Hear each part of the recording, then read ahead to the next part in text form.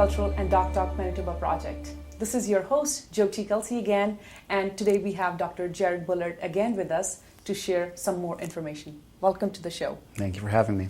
You are most welcome. Dr. Jared is Associate Professor and Pediatrician, Infectious Disease Specialist. I will give you a minute to introduce and let us know more about what you have been doing in the background. Sure. While we were all, deep in COVID. Yeah, I have several different roles, I think, in particular during the pandemic. The one that most people would see me for initially was in testing. And so I work at CADM Provincial Lab, which is a public health lab for the province of Manitoba.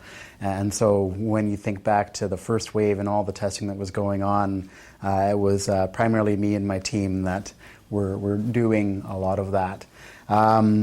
What I've been focusing on a lot more, I'd say, in the past 5 or 6 months would be in and around children with COVID in particular.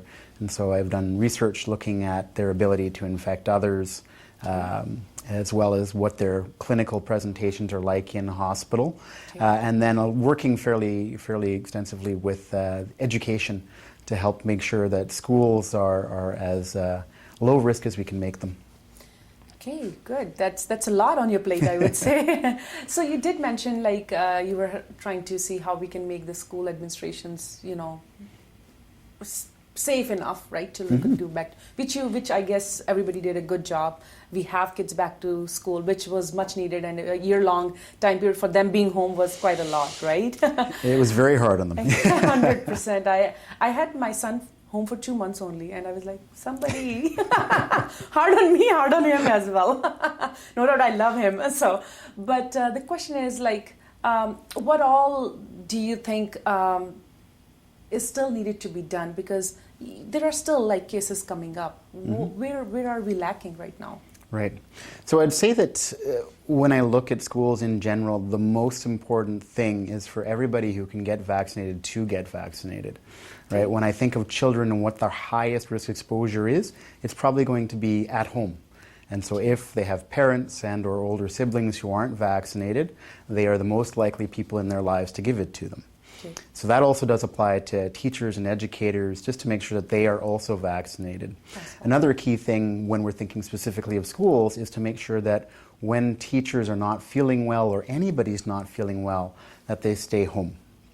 Because the last thing you want is somebody going to school with any illness, including COVID, and passing it around, just because it's not good for a lot of kids to be sick at the same time. Sure. And this is going to be thinking about it. And then it's spreading eventually, right? Kids go home, parents go to work. And nobody needs that. Yes. Other things that we've done, of course, include social distancing. So we have, most kids are going to be about 6 feet apart. At the same time, we're making sure that they wash their hands and are very aware of touching their faces and so on. And of course, making sure that they have masks. And so masks that are well fitted and basically help prevent them from spewing out the little germs that they like to do frequently. Right. One of the other things that we've talked to different schools about too is ventilation. And so even though COVID is not primarily spread through the air, it can do it on occasion. If it is for prolonged, closed area. If you're kind of in, exactly, a small space where there's not a lot of air movement, or if somebody's in that space who has COVID, who is what's called a super spreader, meaning they have lots and lots of virus in their sneezes and coughs, then it really can stay in the air a lot longer. So we have to make sure that you have improved ventilation. And the way to do that is a couple of different ways. Opening windows is really simple, assuming it's not winter, just to make sure you have increased airflow, making sure that when we're talking about the heating or air conditioning, it's continuously on and blowing the entire time, so we're pushing the air out of the classroom and having as many air exchanges as we can. So with all of those combined in different layers, I think that's what's going to allow children to be as safe as possible. Right. So, do you know what's the number of cases right now? Are there many children, or there are still adults? What's the percentage? I don't know. Oh, have that data. When I think about kids and the proportion of cases that they've been in the province so far, it's around 25%. And so by children, I mean anybody under the age of 18, basically. I see. And so that's not surprising, and that's close to what they are in the general population anywhere. I see. And most of the time when we see COVID cases in a class or a school, it's a direct reflection of the community, meaning that if you see more cases in the community, you are going to naturally see more cases in the school I see. as well. Oh, I see.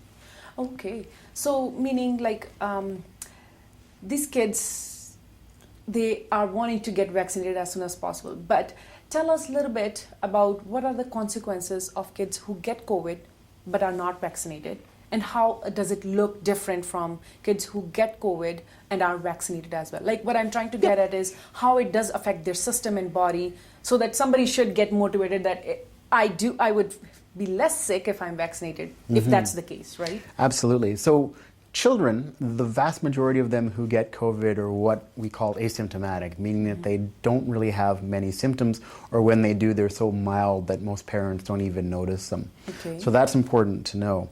Okay. When they do get sick, often it's quite mild regardless. So they have things like a cough, a sneeze, they can't smell, they have a headache, that sort of thing, and they tend to rebound quite a bit faster. But unfortunately, we still have children that will end up in hospital. And so usually when we think about that, it's maybe 1 in 1,000 will go into hospital. And when they do go into hospital, a proportion of those will go to the ICU. But again, it's not the same amount as you see in adults. So the vast majority of kids are going to have mild disease. Is there any after effect, like usually you've heard with Absolutely. adults, right? Like what are those two, just Right. so we know it and we are So aware of it, right? Yeah, parents I think are mostly concerned about, they've heard of long COVID in adults. Exactly. And so these is when children, or when anybody has symptoms that really go a long time after the initial infection. And so as an infectious disease physician, that's not necessarily unique to COVID. So sometimes when you think of teenagers who get mono, or you think of somebody who has a really bad strep throat or an infection that lands them in hospital, it may take them a long time to recover. So when I think of long COVID in adults, the key information there is that children don't tend to have long COVID nearly as much as adults. Now, the thing that concerns us though is something called multi-inflammatory syndrome in children.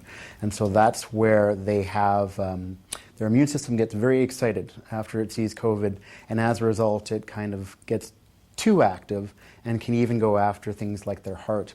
And so when that happens, they have to go into hospital and get a little bit of extra support there.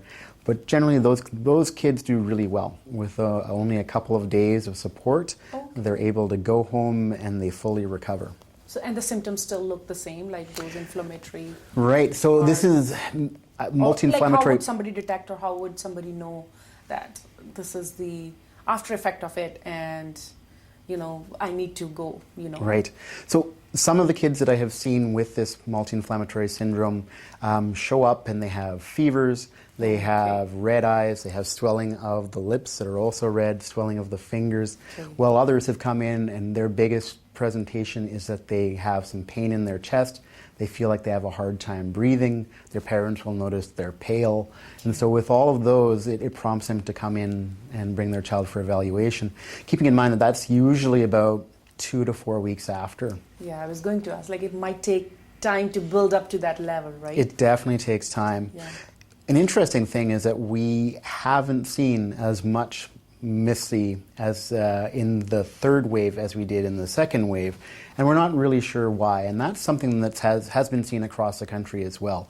So when we spoke to our pediatric infectious disease colleagues in other cities like Montreal, Vancouver, Toronto, they were seeing the same thing, that there's something different about the alpha variant that was causing it to happen less often. So that could be a mixed blessing. Yeah. But True. So are there, what is most present variant right now? Is it still COVID or is it Delta? Like what do you see most often or hear? Right. If you... So we've been watching the SARS coronavirus to evolve basically since the beginning. When it first showed up in our first wave, it was from all over the world, which is kind of what we expected. People were returning from their travels and bringing it. Once we got to wave 2, we actually did have a variant, before we were naming them anything, that was a little bit more infectious.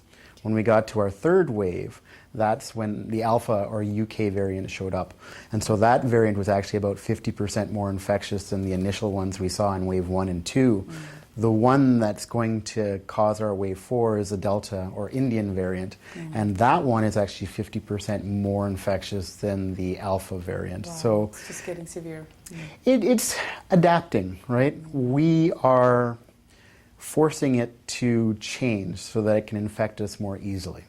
Because we've done things like washing our hands frequently, social distancing, and so it has to find a way to get around those things. So this is almost like evolution in real time that we're getting to observe. Exactly. We come up with a solution and it's like beating you again. And it's not surprising. That's the nature of viruses. Yeah. So what do you see? What do you like as an experienced pediatrician? You see how the 4th wave might affect. Like you still see the kids being a target, or I mean, it's just all spread out. Right. You feel that's the big concern. I would say that when I think about who is mostly going to be affected in wave 4, it's going to be the unvaccinated. So people who have no immunity to this whatsoever, it's going to spread through them quite well.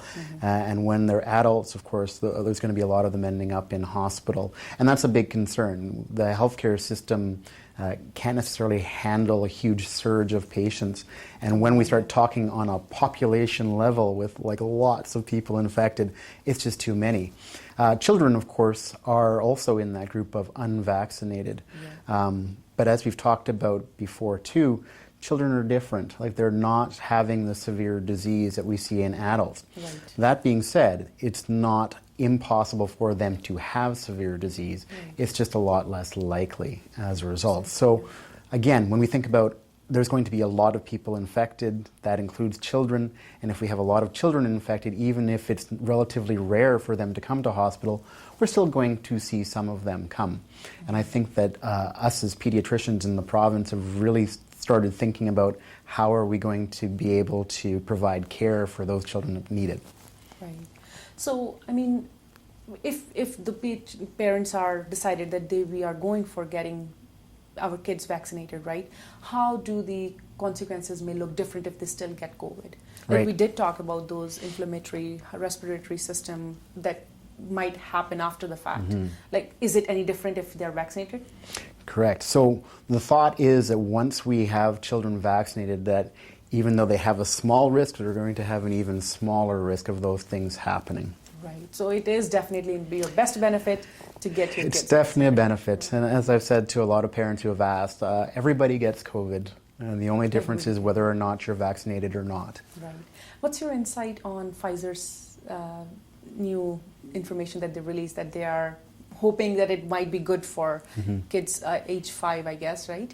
Right. What's your insight on that? Like, what do you feel about that? So, yeah, the Pfizer product that they've been studying for the past 6 months is specifically for children ages 5 to 11. So it's different than what adults were given? Like it's a different modified version? It's the same overall product in that it's the mRNA to make a spike protein that comes from COVID. The difference is that the dose is going to be about a third of what we give to adults. Okay. And the idea there is to make it so that the side effects to children are not as much as you might have seen in the adults who got it. Keeping in mind their immune system is robust. It does very well when it sees all sorts of different infections and things that shouldn't be there, like viruses. And so we're thinking that that will be more than sufficient to provide them that extra protection. And do you feel any different for the kids who may have like special, like they already are dealing with some kind of, health concerns? Right. And so that's one of the worries that we had, is that the vast majority of children are going to be completely fine, but we do have children whose immune systems aren't very strong. So we have children with leukemia who are on chemotherapy. We have children who have autoimmune diseases where they need to be on medicine that makes their immune system not quite as strong. We have some children with HIV in the province, and all of those are ones where we're worried that will this make them more sick than we would expect, even though they are children. Right. And so I even had a teenager today who has HIV talking to me about that very thing. And my exact comment was, even though I know that you are less likely to get really sick from this because you're young, I don't think that the HIV, with the HIV being in the picture, you might actually get really sick.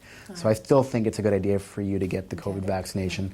And I would say that's kind of a universal message that you're finding from pediatricians. We're saying to those patients we think are high risk for having more severe disease should get vaccinated. And the vast majority of them are. Yes, perfect. Thank you very much. I guess what I hear is, like, it is good for you. It is good for your kids. So we should go for it, right? Unless there is a special discussion that you need to have, I would say, like, it's good to have that discussion with their pediatrician and discuss your options out, is what I hear that you have been guiding your patients, right? With different special needs or whatever their health history is, right? Correct. And I would say the vast majority of pediatricians and family doctors who take care of children are very aware of those children that they're worried about and that should get the vaccination. And they've gone out of their way to make sure that they are vaccinated if they're able to. Right. Any last message you want to give to our listeners or viewers before we end this session? Because it's pleasure, and looks like I can just keep going, because every time I have a question, it's just like, how can this, your neighbors, anybody. So do you want to give any message from your side? Yeah. Sure. I think the key message is that get vaccinated.